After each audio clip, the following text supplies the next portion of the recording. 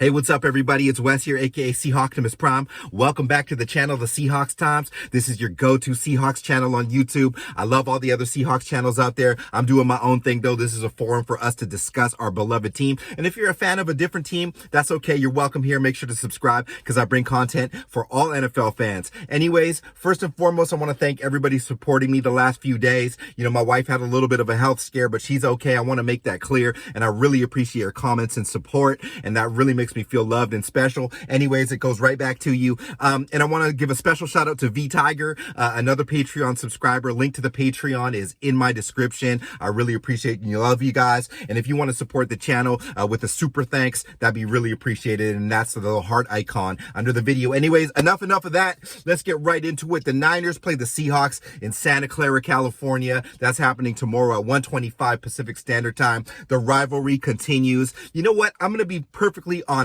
The fact of the matter is the rivalry between the Seahawks and the Niners is not what it was back in the day in the Harbaugh era. I don't get the same feeling, the same hatred. I don't know what it is. I don't mean to downplay this game, but it's just not the same as it was when, you know, Patrick Willis was out there and Sherman was out there. That was a different thing. I think because, you know, both teams in a sense were more formidable than they are now. The San Francisco 49ers right now are in a bigger kind of Super Bowl window to me with having that really marquee defense, top 2 defense in the NFL, in my opinion, and one of the greatest D-lines kind of ever assembled if it really comes together. And, you know, Kinlaw and those guys around Bosa step up. Warner is epic. They got Travarius Ward. You got a great defense. The offense to me for the Niners is really, really good. It has huge upside potential, but we just haven't seen Lance do his thing yet that he's expected to do at his draft position. We know he's capable of doing it, but we just haven't seen it shine through yet. And it always seems like with Trey Lance,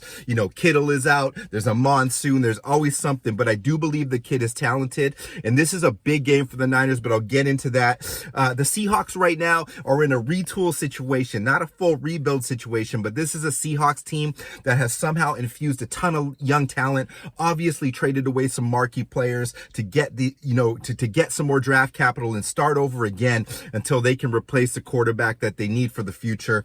But they're doing a good job of that so far, and week 1 has shown that. So let's get into this game. Some of the injuries on both sides of the field. So the Niners are without Elijah Mitchell, which is a great running back, a top 20 running back in the NFL. That really hurts them. I know they have players behind them in Mason and Wilson Jr. and other guys, but they're not as dynamic on zone run as Elijah Mitchell.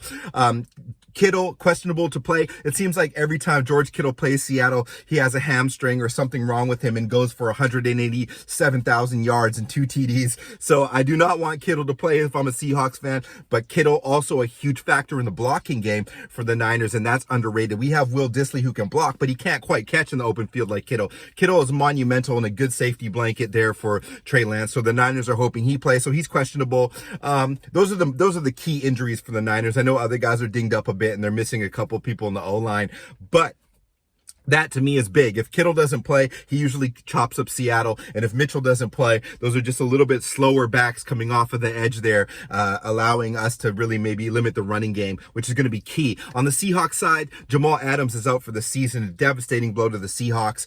But we have some other great coverage safeties there that aren't quite in the box safeties. But Adams is out for the year there. You know, his future in question with Seattle. Safety Joey Blunt is actually doubtful to play as well. So we're going to be slotting in. Hopefully Diggs can make the field. And we're going to be playing some young guys out there. So that's going to be interesting. Probably Josh Jones, etc.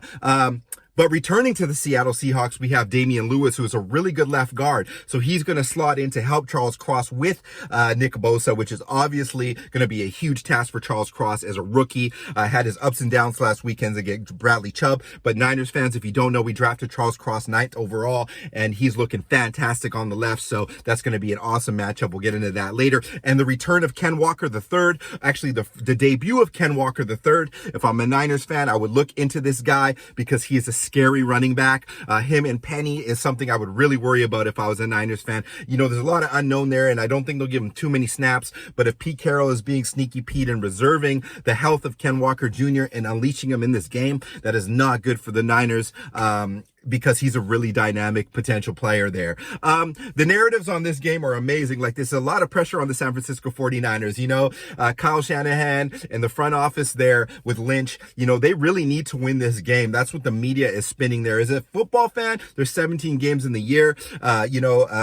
It's obvious that the Niners are favored in this game, and I'm going to go with the same thing as I did in the Broncos game last week. I think the narrative is fair for Vegas to favor the Niners at home, because if you're a betting man, you're going to bet on the home team. They've got a more seasoned roster there, and it should be the Niners by like 3 or 6, but 8.5 is a bit crazy for me, considering the Niners have only beat the Seahawks twice out of 17 games in the last few years. I know Russell Wilson is there. It's a different time, but that's a little bit heavy on the favorite. I do have the Niners favored in this game. I'm not going to front. I'm not betting against Seattle in this game by any means, but I do think the Niners should be the favorite in this game based on the home field advantage alone, but the spread is too far right now. So a lot of pressure on Niners to win this game for obvious reasons. You don't want to fall 0-2. You definitely don't want to fall 0-2 to an NFC team, let alone a divisional team. So what are the Niners going to try to do to win this game? They're going to try to run the ball, and they're going to try to hit us with play action effectively. And, they got Brandon Ayuk. Deebo Samuel's going to have to be at the line of scrimmage more, in my opinion, to play running back in this game. And he can really hurt Seattle. We don't have a dynamic inside. Well, we have Jordan Brooks, an amazing inside linebacker, but outside of that, Cody Barton is not very fast. So our linebacking and our skills to the edge, to tackling, will be a big challenge for the Seattle Seahawks and the young corners. So I think that Shanahan will try to exploit that and try to get Lance some nice, easy plays underneath to Ayuk and those types of guys. And they can do it if they see it effectively.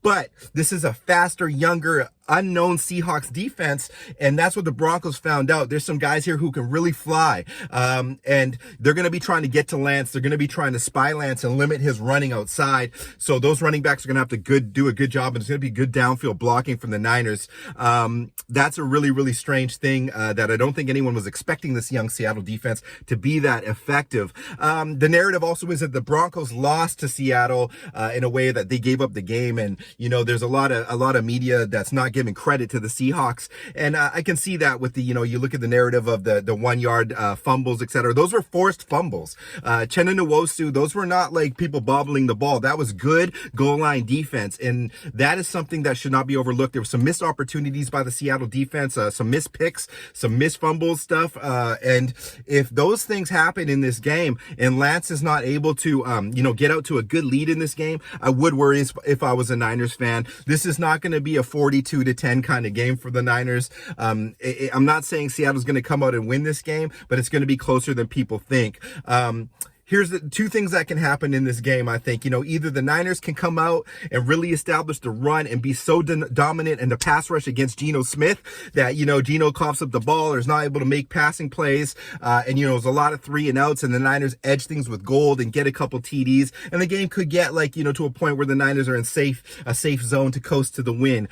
On the other hand of this, if the young Seahawks defense keeps stopping the Niners and putting our running backs in a position to attack, and then we get into the red zone, then we've got freaks like DK and Tyler, and I know you guys got Travarius Ward and Jimmy and Ward and those guys who are good players, but we do have some freak athletes that can make plays and score in the red zone, so you got to be careful. So if the Niners if Seattle keeps this game close, it could be really creepy, and Seattle could pull out another win there with a sneaky TD or a field goal there. So just the narratives could go either way here, and I'm really being cautious of what could happen in this game, because it's always a wild game. Niners Seahawks. Key matchups in this game, you've got Travarius Ward, who is an awesome young cornerback acquired by the Niners and a great decision by them, against DK Metcalf. Now, DK Metcalf didn't have a big game last week against the marquee player Patrick Surtain, but DK was really clutch. He really made plays with him draped all over him. I do not think that Travarius Ward is as good as Surtain, but maybe he's a better physical matchup for DK than Surtain, so it'll be interesting to see what we use. We didn't target Lockett a lot there. So whether that's Mosley or whoever's playing in the slot there, I guess even Womack, they got to watch out for Tyler, of course. You guys as Niners fans know that. And then we've got the Seattle running backs against the edge players of the Niners. If Walker's out there and Penny's playing as well, that's going to challenge the Niners edge rush and linebacking, who can get to players, but these are different running backs. So that's an interesting matchup. Then, of course, you have Nick Bosa, the great, I think, the number 2 or number 1 actual defensive end in the league, not counting all players, but against Charles Cross. So Charles Cross, thank goodness for him, he gets Damian Lewis back to help, and hopefully that for Seahawks fans, we can limit Nick Bosa from absolutely destroying Geno Smith or whoever's back there. He's going to try to. We know that. Some other cool matchups is our pass rush versus Trey Lance. Trey Lance can go into power, go into triple option there. It's going to be interesting to see if the Seahawks can limit Trey Lance. I know the Niners and Kyle are going to try to use this as a breakout statement game for Lance. Can Lance limit his turnovers? We got some sneaky guys. Tariq Woolen out there, a young corner for Seattle, a rookie corner, 5th round pick, looking scary. Kobe Bryant. You got to be careful where you throw the ball against the Seahawks team. Mike Jackson, another young corner. They're looking to steal the ball. So be careful. Keep it on the ground when you can. If you're the Niners, if you're the Seahawks, let's look to pressure Trey Lance and pop that ball out and get some picks and turnovers in this game. We're going to be looking to do that way. You guys tell me what you think about this game. Obviously, there's way more matchups than that. But I do think that the Seattle Seahawks are a little bit too underrated on defense and, just kind of coming into their own on offense. So this game, it could be another upset. It could happen. I do not have any score predictions. I'm just going to look at those narratives and think that, this to me is a coin toss game. Once again, Niners fans aren't going to want to hear that. That's okay. I'm just looking at it brass tacks, just like I looked at the Broncos game. Fact of the matter is the Seahawks have a lot of energy right now and a lot of unknown players with a lot of tape that's not out on them and a new look kind of defense. So it's going to be a very, very good game. I'm going to be watching with one of my best friends, Dan, who is a huge Niners fan for his whole life. So that's always fun when we get together. And I want to give some shout outs here to some of my favorite people on here, and I'll be giving shout outs every week. We got Motive, we got Jayeth Kamar, we got Art Keys, Ray, Chris, Big Chris, Lara 09 the second, Nicholas Newton, an OG sub here, Neil Marsh, the Hawks family, Doss Amp, Alex Aceto, Daniel Zalea, you mad bro, go Hawks. I love all you guys. I'm going to shout out everybody every week. This was a long-winded video, but I really wanted to get into this, and in the comments I want to discuss Niners fans, Seahawks fans. It's a Seahawks thing here, baby, but what do you think's going to happen in this game? We had a good time with the Denver game, and some of those Denver fans are eating a lot of stewed crow right now. Make sure to subscribe to the channel and like if you like what we're doing here, and thank you so much, and thanks again for your support. It's a Hawks thing, baby. Seahawks, baby, let's fly.